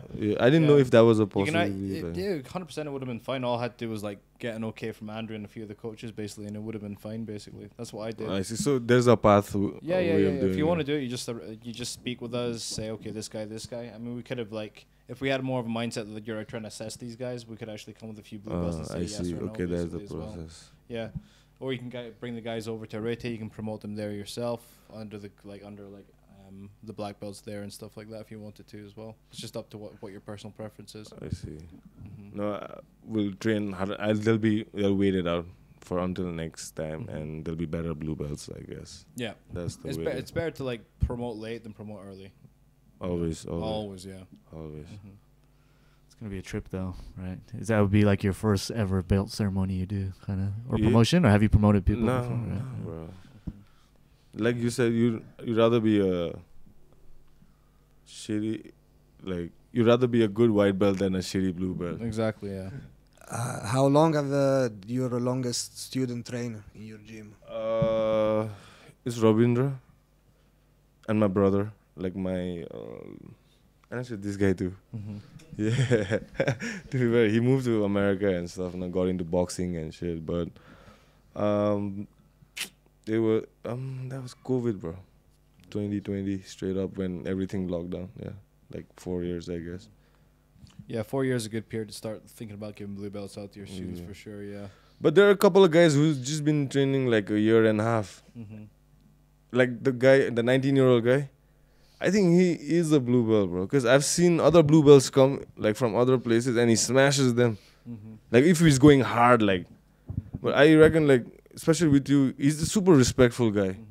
Like when he trains with me, bro, there are times where he crushes me, bro. Like, and I have to really think about like, okay, now I can't take this guy lightly, like. And maybe when he was going with you guys, he was not like, he was just giving you respect. You know, sometimes like you give the coach's coach a respect, right? I can feel he's going. But like if and he's an MMA fighter actually. He's already fought. He's got that MMA bone in him, bro. Like that was one guy. If I had to pick, I think it would be him. Nobody else. Just that guy and Rabindra. Nice. Actually, so two of them. Yeah, if I had to like say right now. Yeah. Because I'm with them every day. Like they're there every day doing the same stuff and. When it comes to like promoting people as well, it's a case by case basis. Who's more dedicated? Who's more consistent? Who takes up things better? Because like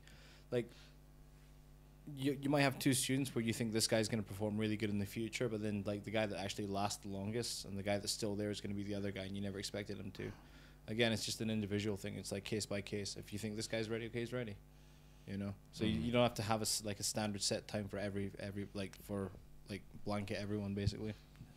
Bro, Andrew like delayed my blue belt. I'm so glad he did, bro. I swear. Yeah. I'm always so grateful for that. Cause he sent me for a few, like I trained with him like for a year and a half. And obviously you want your blue belt, right? Especially when you're training with like, and you're the only white belt, like. And that I competed and did decent in like 2-3 already local Bangkok ones. And I thought, like, I'm ready now. Like, okay, next level, bitch. Let's move. I thought to myself, like, next level, bro. Let's go. But Andrew he didn't say anything, but I knew what he was doing. Like, he wanted me to, like, just zone in and see, like, how far I could push it. But then after one, like he just gave, I was like, thanks, bro. Like it's such a good feeling, bro. One of the best feeling ever. Cause it makes you like everything works out, and then I can't put it into words, man. Yeah. I remember that day, Siam Cup, right? You won your division. No. He got his blue belt. Oh, blue belt. I'm sorry, I'm thinking purple. He got his blue belt in Ho Chi Minh, actually. Yeah, right? He won the absolute and his own division as well. Bro, that day was a long ass day, bro. I remember your purple belt. Yeah, but yeah, the fuck when he got his blue belt, dude, like the final absolute was that big giant dude as well, and he fucking armbarred him. I was like, holy fuck, he did it. Honestly. Oh shit, you remember that, how bro? How many fucking matches did you have that day? Actually, it was a lot, man. 13, I think, bro. 13. Jesus fucking Christ. 6 in one and 7 in another. Dude, bro. see. So yeah, like. So that's how I was like, yeah. That's when I like really felt like good. I mean, like it was alright, but just that after post thing, it was a good trip.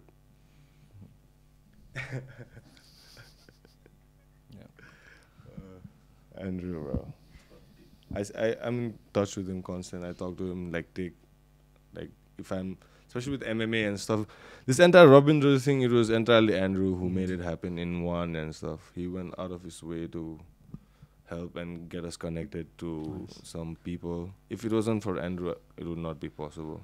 So I'm always super grateful to that dude, man. And if ever in doubt with Jiu Jitsu or something, I always like talk to him in form of like friend, brother, like mentor types. Nice. So what's the future for you guys in the MMA scene, and what are you guys planning? What's going on? Yeah, next up, NWC 3. That's the path I'm. May 25th, right? May 25th. Yeah, that's where I'm spending most of the time trying to get the guys ready, trying to get the show bigger venue, sponsors, this, that. So like right now I have fight outside, bro. Like it's consuming a lot of a little stress. No, I wouldn't say but I like it. I like the stress that's happening. Trying to work with different teams, production team, broadcasting this, that, like lights, sounds, micromanage. But thankfully, I have a couple of good partners who are in this path in the NWC team, who help us, whose sole goal is to try and get the Nepalese fighters up and about and give them a platform, So if it's driven intrinsically, that's the best part. So that's the part there. NWC 3. Now we're bringing Rabindra back for one fight, and he will definitely, I think, do everyone proud. And we need Rabindra right now, I think, to get the entire country behind this guy, for even if it's for one night. And that's where he'll be fighting Corey Sutcliffe, coming from Tasmania, Australia. He's a 4-1 fighter. He's a good fighter. His record 4-1, and yeah, people want to see a local guy fight a foreign dude. It's a good storyline, and that's where our all energy and stuff is going. And it's Sanjay who runs the NWC 3, the videos and photos and posters and everything media related. It's solely him, and yeah, he plays a major role, bro.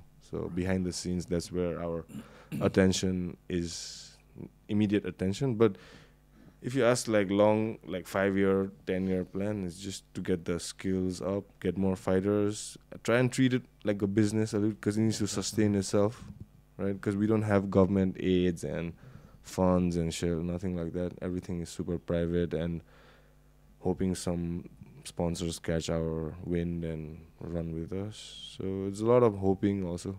Hope to be lucky, because a little luck is also needed. Definitely. Right? Mm-hmm. So sometimes you might be prepared, but there's no opportunity and stuff. We're trying to create opportunity as we go. For sure. What's up with you guys? What's next, man? When you get back to Bangkok, how's it going for the rest of the year? For me, technically, I'm supposed to be doing some new work with a different network called TX7. They're kind of like the flow grappling of UAE, basically. But yeah, there's some miscommunication. We're supposed to record a podcast before we left, and we didn't manage it. But hopefully, yeah, we'll fix things when we're back, basically. Yeah, man. Yeah. What you said? For me, I still need to book, but I plan to go to Italy to see my family. We have a bit longer holiday, and I decided to go with my sister to World's Master. So we're going to Las Vegas end of August. When is that? End of August, yeah. So there will be like the middle Asian Open before, just to keep active, like to do something. But yeah, keep teaching at the academy at the Arete. I'll when I get back from the trip, I will spend more like the winter in Thailand. Yeah. Nice, man. Just trucking along in Bangkok, trying to grow my business and try to come in training more than once a week, maybe. Yeah, it's like that's like my schedule now. So I don't know. Yeah. I guess you got. We should call it. Yes. Sounds You good. got This is anything, great. any word you wanna share? Just to say thank you for the Nepali people for just watching our shit basically and commenting and interacting. It's good to see that. So thank you. Thanks, bro. Thanks for having us and always supporting us, man. Yeah, It man. really means a lot, man. I'll be back again. Yeah. You guys have been like a huge impetus for us to keep going with the podcast as well. Just like the amount of love you guys showed us kind of made us feel like, oh wow, we can actually like go and run with this and makes us try harder as well. Thank you. Appreciate it. Anything said? Thank Yeah. you, Thank you. For me, like I really want to thank you all, you guys, and not just everyone, really, the guys on the gym, the guys that we hang out all right now and the other days, because they have been very welcoming, and yeah, very happy to be here. I will come again. All right. Thank you. you. Namaste, bitches. Namaste, bitches.